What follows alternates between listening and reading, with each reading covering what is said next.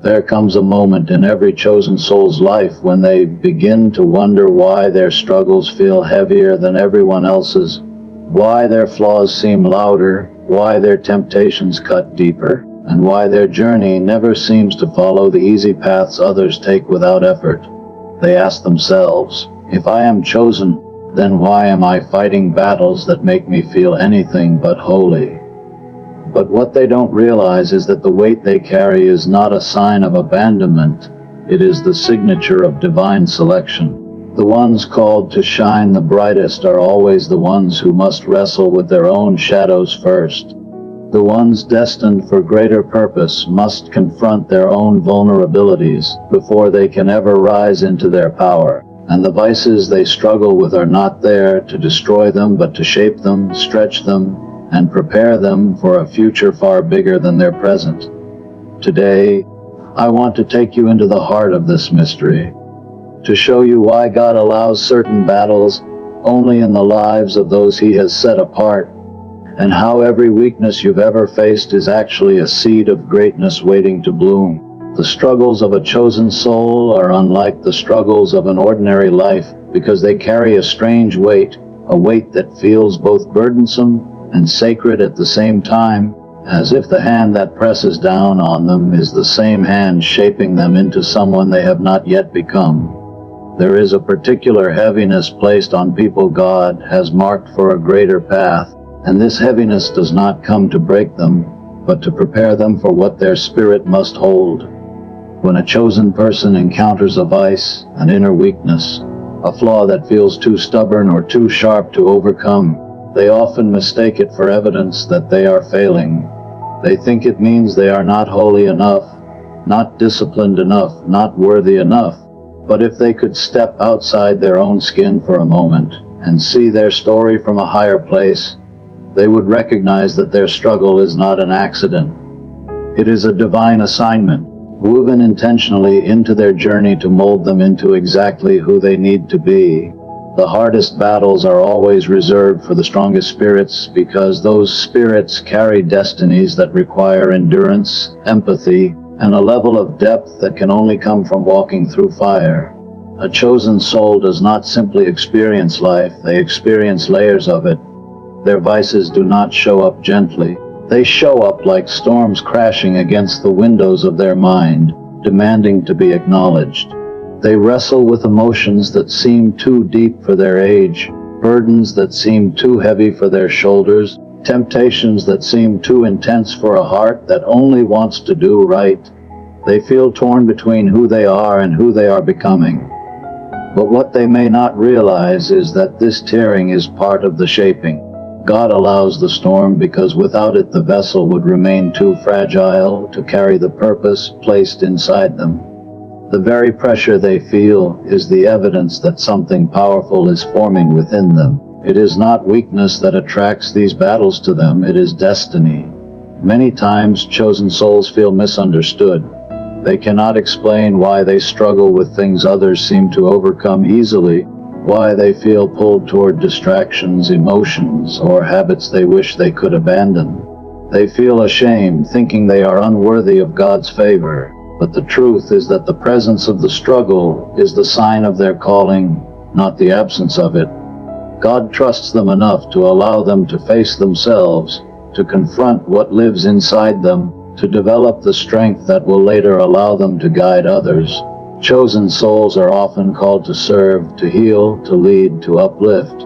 But before they can ever carry those roles, they must understand what it is to fall, to rise, to try again, to recognize the tightrope between their humanity and their divinity. These vices, these inner battles, become the very tools that teach them compassion.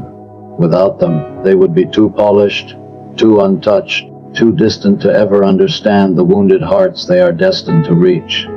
There is always a purpose inside the pain of a chosen soul, even if that purpose is hidden. Nothing is random. The struggle itself is a proof that heaven is investing in them. God does not train the unchosen with the same intensity. Only those meant for higher mountains are allowed to experience deeper valleys. Only those meant to carry others are allowed to wrestle with themselves. The weight they feel may be heavy, But it is not punishment, it is preparation. It is the shaping of character, the strengthening of spirit, the refining of identity. Every battle they face strengthens their endurance. Every flaw they confront sharpens their discernment. Every weakness they wrestle with increases their understanding of grace. And all these things work together to prepare them for the role they will one day step into, even if they do not yet see it. The struggle is not proof of their failure. It is proof that they have been chosen for something far beyond what they can currently imagine. The flaws that live inside a chosen soul are never random. They are woven into their story with a strange kind of intention, almost as if the very places where they crack are the exact places where the divine chooses to enter. A chosen soul often feels embarrassed about their weaknesses, carrying them like secret wounds that no one must see. They think their flaws disqualify them from greatness, from spiritual depth, from purpose. But what they do not realize is that their hidden flaws are not curses. They are hidden doors. God allows these imperfections because they become the very openings through which transformation can reach them. Without these inner fractures, the light would have no place to seep in. Growth would have no soil to root itself in. A chosen soul's flaw is never meant to end their journey. It is meant to redefine it. Every time a chosen soul tries to hide a weakness, they are really hiding the very thing heaven plans to use. Their anger, their insecurity, their fear, their addiction, their loneliness, these are not signs of spiritual failure. They are invitations. Invitations to seek healing, to seek change, to seek God more deeply than a person who has never struggled. The ones who carry flawless surfaces often carry shallow roots. But the ones who break, the ones who feel torn, the ones who feel their soul being pulled in different directions, they develop depth. They develop humility. They develop an understanding of human fragility that becomes the foundation of their greatness. There is a peculiar beauty in how God works with flawed people. The world looks at a person's weakness and closes the door, but God looks at that same weakness and opens another one. The world judges the flaw, but God turns it into a meeting place. A chosen soul may fall into the same mistake again and again, and each time they feel unworthy of mercy. They think their repeated struggle means they are unfit for divine work. But the truth is that this repeated return to the same flaw creates a repeated return to God. Their weakness becomes the rope that pulls them back to Him when pride or independence would have led them away. The flaw becomes a reminder that they cannot walk alone, and in that reminder, they become shaped into someone who will one day lead others with tenderness rather than arrogance. The very flaw that torments a chosen soul often becomes the very testimony that liberates someone else. Someone who struggled with anger becomes a voice of peace. Someone who battled insecurity becomes a source of confidence. Someone who was once broken becomes a healer. This transformation is not accidental. God allows chosen souls to experience certain pains so they can one day speak into those same pains from a place of authenticity. You cannot guide someone out of darkness if you have never known darkness yourself. You cannot speak life into someone's wounds if you have never felt your own open and bleed. The flaw becomes the training ground for future purpose. A chosen soul's flaw is also a reminder that they are human. They carry divine assignments, but they still walk in flesh, and sometimes that flesh rebels, resists, or collapses. This duality is not a contradiction. It is the very design. Their humanity keeps them grounded. Their divinity keeps them reaching. The tension between the two creates a soul capable of greatness without arrogance, influence without pride, leadership without cruelty. Only someone who has wrestled internally can lead others with gentleness. Only someone who has fallen can show others how to rise. The flaw itself becomes sacred once it is surrendered. When a chosen soul finally lays their weakness at the feet of the divine, something shifts. The flaw that once tormented them becomes the very place where transformation blooms. The weakness becomes strength, not by human effort alone, but through a change that begins internally, quietly, spiritually. A chosen soul eventually realizes that what they thought would destroy them was actually shaping them. What they tried to hide was what heaven planned to heal.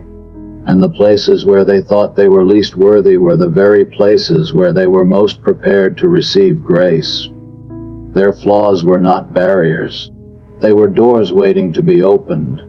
There is a certain restlessness that lives inside chosen souls, a kind of quiet turbulence they carry even when everything around them looks calm. It is the feeling of being out of place in spaces that others find perfectly comfortable, the sense of being called towards something they cannot yet name. This restlessness is not a flaw but a signal, a spiritual tug that refuses to let them settle for an ordinary life. While others can drift through routines without questioning their purpose, chosen souls feel an ache each time they try to shrink themselves into a life that is smaller than their calling. They may attempt to blend in, to quiet their thoughts, to silence their inner pull, but the discomfort always returns because their spirit recognizes a path they have not yet walked. This inner agitation is often misinterpreted as anxiety, dissatisfaction, or failure, but in truth, it is direction. It is the compass of the soul refusing to allow them to drift away from the destiny designed for them. Chosen souls can spend years feeling this inner tension, thinking something is wrong with them, because they cannot seem to rest in the places where others find ease. They may switch jobs, relationships, habits, and lifestyles, hoping these changes will calm the storm within, only to discover that the restlessness follows them wherever they go. What they do not realize is that their spirit already knows where they belong, and it refuses to settle until their life aligns with that truth. This is why their vices often rise during seasons of misalignment. Their inner conflict becomes stronger when they are living beneath their purpose. The restlessness grows louder when they ignore the path meant for them. Their soul refuses to let them sleep through the life they were created to live. This inner unease is not punishment but protection. It guards them from staying in the wrong places too long. It pushes them away from comfortable mediocrity and toward uncomfortable growth. It ensures they do not become trapped in a life that was never theirs to inhabit. The restlessness is a divine messenger disguised as frustration. It is the quiet voice that whispers, "There is more for you than this," even when they cannot yet see what more looks like. While others may pursue temporary pleasures without consequence, chosen souls feel consequences deeply, internally, spiritually. They cannot linger in environments that numb their potential. They cannot indulge in habits that suffocate their purpose. The weight of their destiny makes certain paths unbearable. Many chosen souls mistake this restlessness for loneliness, thinking they are wandering without direction, while in reality they are being guided more intensely than most. They are not lost, they are being led. The feeling of not belonging is not a sign of isolation. It is a sign that their spirit recognizes a promise that has not yet materialized. It is the yearning for a future that heaven has already written. Their dissatisfaction with the ordinary is the echo of a higher calling. Even their vices, the moments where they stumble or fall, are amplified because their spirit is too sensitive to tolerate misalignment. Their heart is too connected to their destiny to become numb to the wrong choices. This sensitivity is not weakness, it is spiritual wisdom in disguise. Chosen souls are often harder on themselves because they feel every misstep more intensely than others. They sense when they are drifting. They feel emotionally heavy when they ignore their calling. They lose their sense of peace the moment they betray their purpose.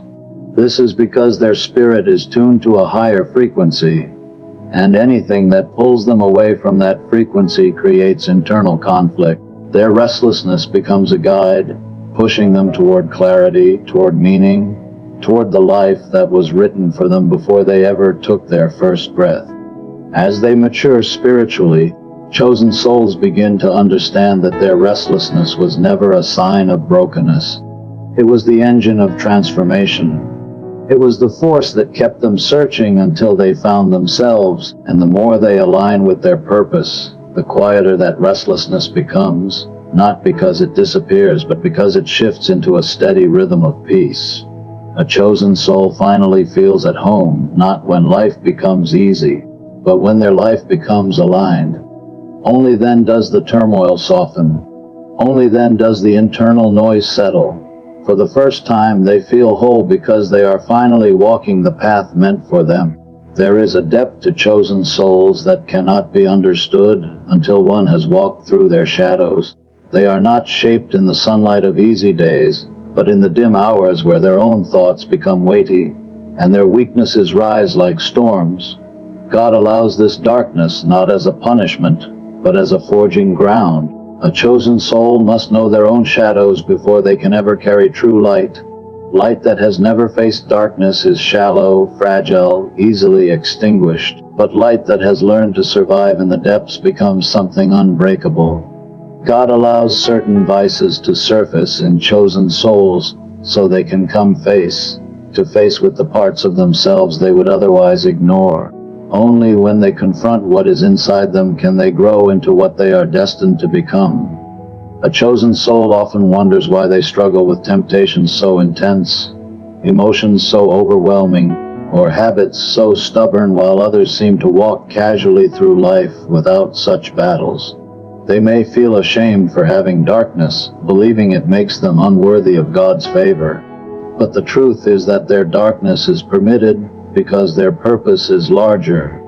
Only those who are meant to carry light into difficult places are trained in the language of struggle. Only those who will one day lift the broken are allowed to understand what it feels like to be broken themselves. A chosen soul's vices are classrooms. Their temptations are tests. Their shadows are training grounds. It is through these experiences that they develop the capacity to empathize, to understand, to guide where others cannot. You cannot heal wounds you do not understand. You cannot lead someone out of a valley you have never walked through. When God allows darkness in a chosen soul, it is always controlled, always purposeful, always temporary.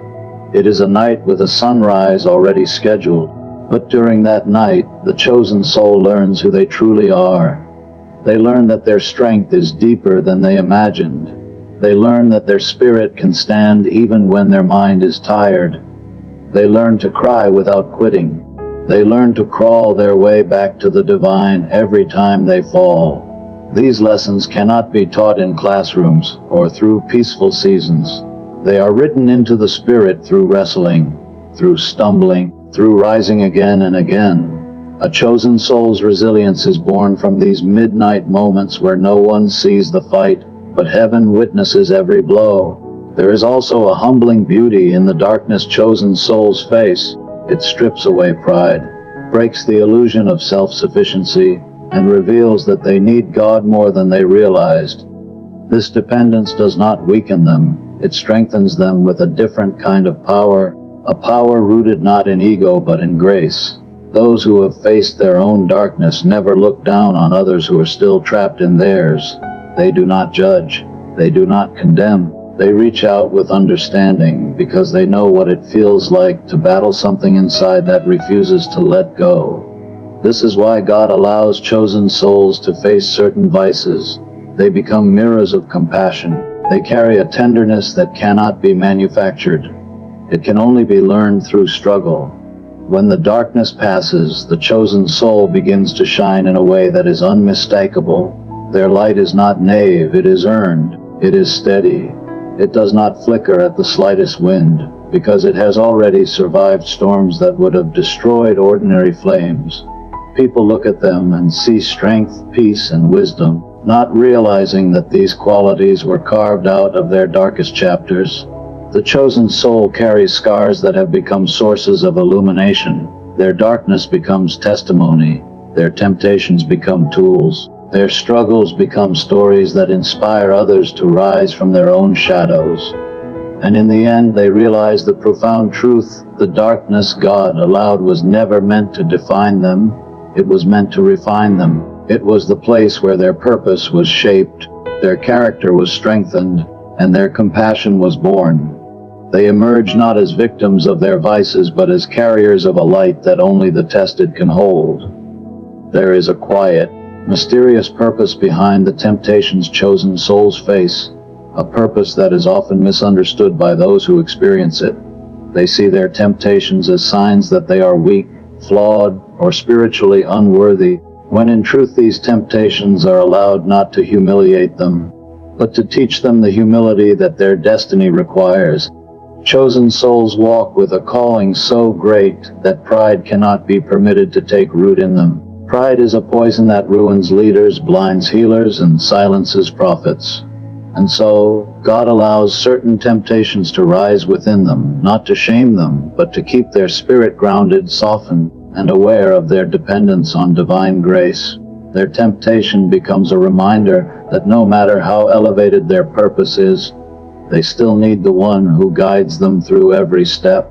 While others may resist temptation without much struggle, chosen souls often feel the pull more deeply. They find themselves wrestling with desires, thoughts, habits, or weaknesses that make them question their worth. These battles are not random. They are instruments of shaping. Temptation exposes the fragile places within them, the places that need strengthening, cleansing, or healing before they can rise fully into their calling. A chosen soul must learn where their limitations are, not to stay limited, but to grow beyond them. Their temptations become the mirror that shows them what still needs transformation. Without that mirror, they would walk confidently into their purpose, carrying cracks that could one day break them under pressure. Through temptation, a chosen soul learns humility, the kind of humility that cannot be taught in sermons or words, only through experience. When they fall, when they stumble, when they feel ashamed of the battles they face, they learn something invaluable: compassion. A person who has never fallen easily becomes judgmental, but a person who knows the struggle between flesh and spirit, between desire and discipline, between weakness and intent, becomes gentle, understanding, and slow to judge others. This compassion is essential for the destiny chosen souls are meant to fulfill. They cannot lead with arrogance. They cannot guide with superiority. They must lead with a heart that knows the pain of imperfection, because their purpose will one day require them to lift those who feel broken or unworthy. Their temptations prepare them for this role long before they step into it. The beauty of temptation for a chosen soul is that it never leaves them where it found them. Every time they resist, they grow stronger. Every time they fall but rise again, their spirit becomes wiser. Every time they acknowledge their weakness, they make space for divine strength to fill them. The process humbles them, but it does not humiliate them. Humiliation comes from shame. Humility comes from awareness. God allows temptation to build awareness, not shame. The chosen soul begins to understand that their fight is not evidence of spiritual failure. It is evidence of spiritual importance. The enemy does not tempt those who have nothing valuable to damage. The intensity of their temptation reveals the magnitude of their calling. And so, through these battles, chosen souls learn patience with themselves. They learn endurance, resilience, and the ability to forgive their own humanity. They begin to see that their weakness does not disqualify them, it prepares them. Their mistakes do not destroy their purpose, they deepen it. Their temptations do not push them away from God, they push them toward Him, because each battle brings an awareness that they cannot win alone. They grow into people who know how to surrender, how to trust, how to seek help, how to walk with humility in every season of life. These qualities become the foundation of their character, the kind of character that destiny can stand on without collapsing. In time, chosen souls look back and realize something profound. Their temptations were not traps, they were teachers. Without them, they would have been confident but shallow, successful but disconnected, strong but unkind. Their temptations became the chisels that shaped their inner strength and the quiet lessons that taught them how to walk gently through a world full of people who are hurting. Their humility becomes their real power. Their compassion becomes their real influence. And the wisdom they gain from their struggles becomes the very gift they will one day offer to others who feel lost. Every vice allowed in a chosen soul carries within it the seed of a future virtue. though it rarely feels that way in the beginning. When a chosen person wrestles with anger, doubt, fear, insecurity, or any other weakness, they often feel ashamed, believing that these flaws disqualify them from being someone God can use. But what they cannot see in the heat of their struggle is that the very thing they are fighting now will one day become the strength they stand on. Nothing God allows in a chosen soul is wasted. Every weakness becomes a well of wisdom. Every failure becomes a foundation. Every vice becomes the soil where virtue is planted, watered, and eventually grown into something powerful. A chosen soul may struggle with fear, feeling paralyzed by the unknown, unable to trust that they can walk through life without collapsing. But this same fear becomes the birthplace of courage. True courage cannot grow in a heart that has never trembled. It is born out of confrontation, out of standing up to fear again and again, until the fear loses its voice.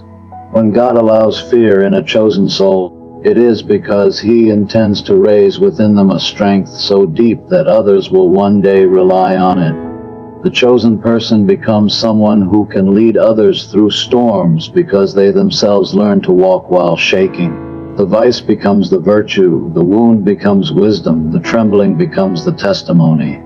Another chosen soul may struggle with anger, rage that flares quickly, emotions that feel too sharp for their chest to contain. They condemn themselves for it, believing that anger makes them unworthy. But anger, when purified, becomes righteous passion.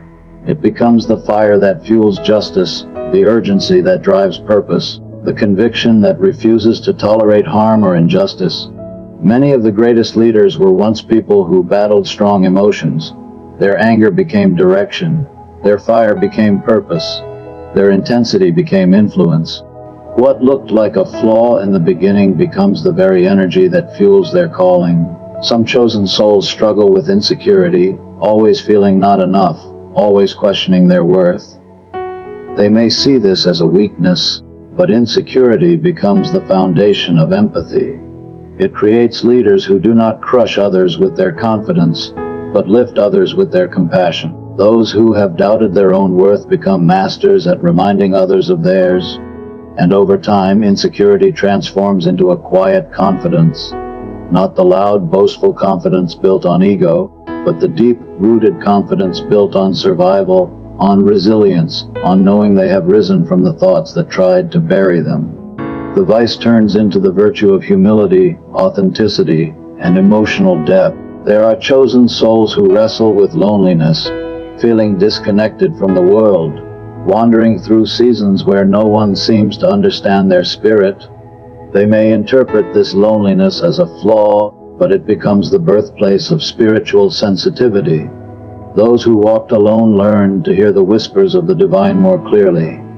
They learned stillness. They learned depth. They learned to be guided not by the noise of the world, but by the voice inside them. Their loneliness becomes the virtue of discernment, intuition, an unshakable connection with their purpose. What once felt like isolation becomes inner strength that cannot be influenced by crowds. Even a chosen soul's tendencies toward distraction or temptation can become tools for transformation. Someone who once chased temporary pleasures may later become someone deeply rooted in discipline, because they learned firsthand the emptiness of shortcuts. Someone who once battled addiction may become a healer for those still trapped. Someone who once fell repeatedly may become a guide for those who don't know how to rise. Their past becomes their ministry. Their vices become their message.